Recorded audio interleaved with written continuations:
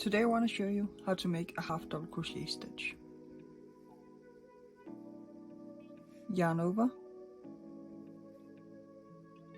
and insert your hook into the next stitch. Yarn over and pull yarn through the stitch. You now have 3 loops on your hook. Yarn over and pull yarn through all 3 loops. That was the first half double crochet. Let's make the second. Yarn over and insert your hook into the next stitch. Yarn over and pull yarn through.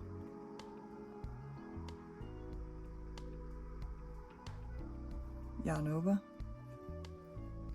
and pull yarn through all 3 loops. That was the second.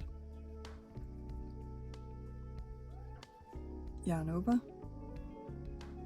insert your hook through the next stitch, yarn over and pull through the stitch.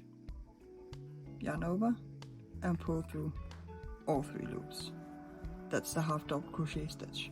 Please like and subscribe for more tutorials and free patterns.